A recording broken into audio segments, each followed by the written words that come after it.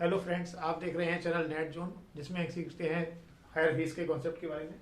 तो आज एक कॉन्सेप्ट लेकर मैं आया हूँ और ये है हमारा स्पेशल कोहेरेंस।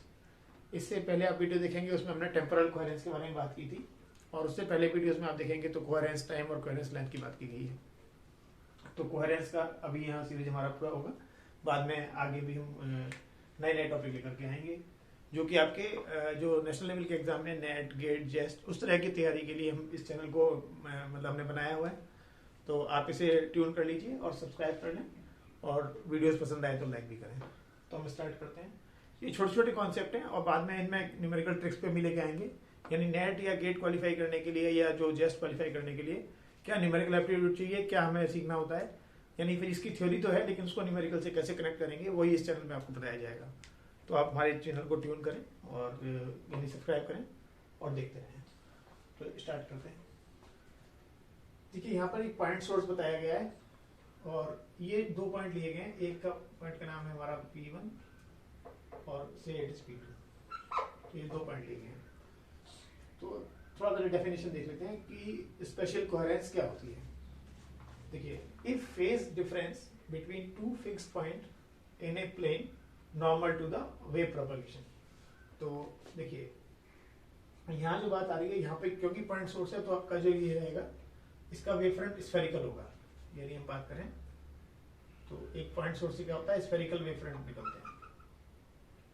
इस तरह से आप जान रहे हैं। तो यहाँ पे आप क्या समझ रहे हैं, ये जो पॉइंट लिए गए हैं P1 P2, तो जैसे कोई भी वेव, तो ये क्या है, direction of propagation of wave की पर देखेंगे तो ऐसे रहेगी, यानी रेडियल डायरेक्शन होगी। तो एक पॉइंट मान लीजिए यहाँ लिया गया, आप देख रहे हैं यहाँ भी परपेंडिकुलर सिचुएशन बन रही है और यहाँ भी परपेंडिकुलर सिचुएशन बन रही है। तो कुछ ऐसी स्थिति है।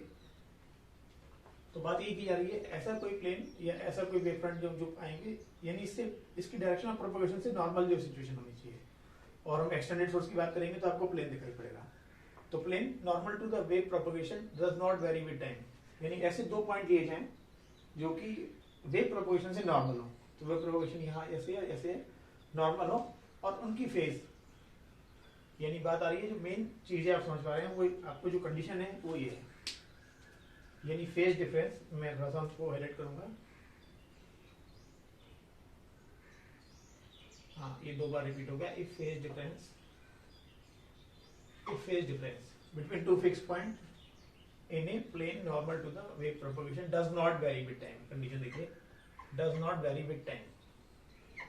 तो टाइम के साथ वेरी नहीं होगी, then wave exhibit spatial coherence. तो यही स्पेशल कोहेरेंस कहलाती है। तो यहाँ क्या बात हो रही है, जैसे वेव जाएगी तो यहाँ वेव फ्रंट एक जैसे इश्यू होंगे, यानी जो स्टेट ऑफ वाइब्रेशन यहाँ होगी, यहाँ जो बात आ रही है मैं आपसे बात करूंगा। तो यहाँ जो कंडीशन ली है मैंने, देखिए यहाँ लिया गया है SP1, मान लीजिए डिस्टेंस इक्वल है SP2। तो इनका डिस्टेंस क्या है, इक्वल होने से क्या होगा, सेम वेव का पोजीशन यहाँ भी आएगा। यानी हम यहाँ बात करेंगे तो लगभग वैसी बात रहेगी। यहाँ पे हमारे दो वेव पूरे हो रहे हैं, तो मैं वैसा ही यहाँ लिखा सकता हूँ। तो इस तरह से और भी कोई पॉइंट लें तो आपकी इसकी स्टेट ऑफ वाइब्रेशन, यानी P2 पॉइंट की जो स्टेट ऑफ वाइब्रेशन है वो यहाँ पे सेम रहेगी। तो यहाँ तो क्या हो रहा है, state of vibration exactly same जैसी आ रही है। लेकिन ऐसा जरूरी नहीं है कि स्टेट ऑफ वाइब्रेशन सेम हो, अलग अलग हो सकती है। लेकिन फेज, यानी फेज डिफरेंस हो सकता है। यहाँ क्या हो रहा है, फेज डिफरेंस आपका जीरो हो जा रहा है। यानी जिस तरह से वेव का जो सिचुएशन यहाँ पहुंच रहा है, यानी स्टेट ऑफ वाइब्रेशन जो यहाँ पहुंच रही है वो यहाँ पहुंच रही है। लेकिन ऐसा हो सकता है कि स्टेट ऑफ वाइब्रेशन डिफरेंट हो, लेकिन क्या हो, फेज कांस्टेंट रहे। तो यहाँ पे मैं एक्सटेंडेड सोर्स बनाता हूँ, तो उससे आप समझ जाएंगे।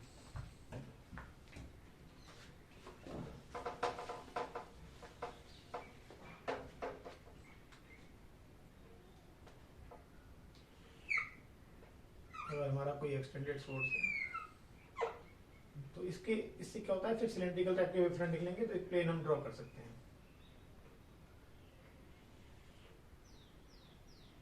ये प्लेन ड्रॉ कर लिया। तो अलग अलग पॉइंट की स्टेट ऑफ वाइब्रेशन डिफरेंट हो सकती है।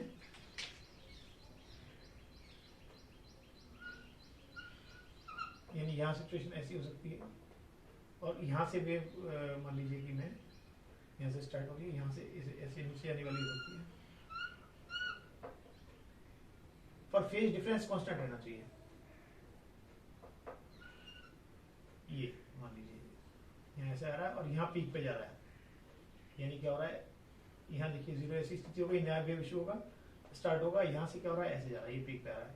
तो इनका इन पॉइंट ऑफ व्यू, जैसे यहाँ अब मैं दोबारा से P1 P2 लिखूँ, तो यहाँ क्या होगा, there will be some phase difference. इस वाले केस में हम बात कर रहे हैं, यहाँ पे हमारा फेज डिफरेंस, हम इसको 5 से लिखते हैं नॉर्मली, आप जानते हैं।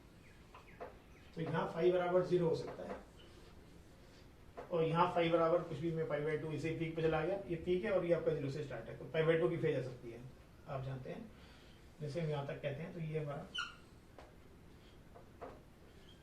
ये 0 होता है, ये 2π फेज होती है, ये आपको मालूम है π/2 होता है, यहाँ पाई होता है, यहाँ 3π/2 होता है, और ये तो एक सिचुएशन ये और एक ऐसी है, तो ये वेव पूरा हो गया, तो यहाँ से वेव ऐसे स्टार्ट होगी, तो आप कह सकते हैं ये 0 वाली स्थिति है, π/2 है, तो यहाँ जस्ट π/2 फेज मान लेते हैं, π/2 का फेज आता है। तो स्पेशल कोहेरेंस का लॉजिक ये है कि अगर दो फिक्स पॉइंट है तो फेज क्या होगी, फेज डिफरेंस हो सकता है, लेकिन मेन बात नहीं, phase difference does not vary with time. तो अगर वो वेरी नहीं कर रहा है दो ऐसे पॉइंटों के बीच में, तभी उनको क्या माना जाएगा कि कोहेरेंस उन पॉइंटों के बीच में कोहेरेंस है, यानी वो जो पॉइंट है कोहेरेंट हो सकते हैं। तो ऐसी कोहेरेंस प्राप्त करना पॉइंट सोर्स के लिए तो आसान है, तो पॉइंट सोर्स यहाँ लिखा है हमने, point source shows special coherence, ये इसके लिए आसान है, तो यहाँ एरो लगा दूंगा। इसके लिए तो ये थोड़ी आसान होती है बात, बट ब्रॉडर सोर्स, जैसे आपने देखा एक्सटेंडेड सोर्स है, ये आपको ब्रॉडर सोर्स में लगाऊंगा, तो broader source shows lesser spatial coherence, so broader will be the source, lesser will be the coherence, तो कोहेरेंस उनमें स्पेशल कोहेरेंस नहीं आ पाएगी।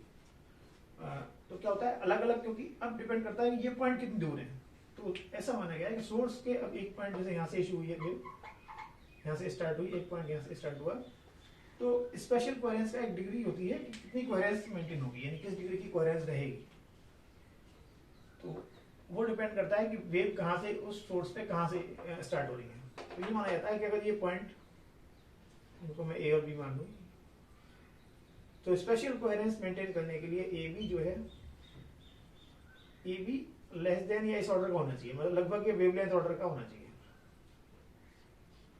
जो लाइट यहाँ से, जो वेवलेंथ यहाँ से इस सोर्स से इशू हो रही है, स्टार्ट हो रही है, इनिशिएट हो रही है, तो ए बी जो है दो पॉइंट का डिस्टेंस, अगर लैम्डा, दो ऐसे पॉइंट जिनका डिस्टेंस लैम्डा या उससे कम है, यानी ए बी इस ऑर्डर की, या ए बी ज्यादा और सही कंडीशन पे है, तो A B must be less than lambda.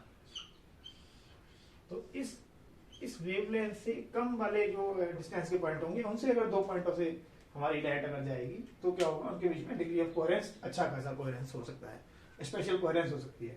लेकिन अगर डिस्टेंस, ये ब्रॉडर सोर्स है और डिस्टेंट पॉइंट है, तो उनके बीच में स्पेशल कोहेरेंस नहीं होगी, फिर वो रैंडम सोर्स की तरह बिहेव कर लेंगे, यानी अलग अलग पॉइंट पर दूरी बढ़ाते हैं, तो वो क्या होंगे, रैंडम सोर्स की तरह से बिहेव करेंगे, और फिर क्या होगा, आपके उससे नॉर्मल किसी डायरेक्शन में, यानी वेव प्रोपगेशन की नॉर्मल डायरेक्शन में अगर दो पॉइंट आप देखेंगे, so they will not be spatial coherence.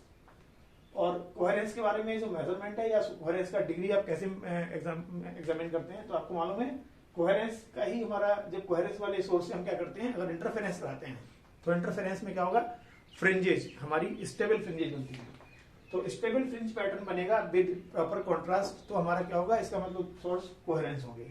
तो फ्रिंजों का stable pattern with proper contrast जो बताता है, वो कोहेरेंस के बारे में बताएगा कि कितना अच्छा कोहेरेंस है।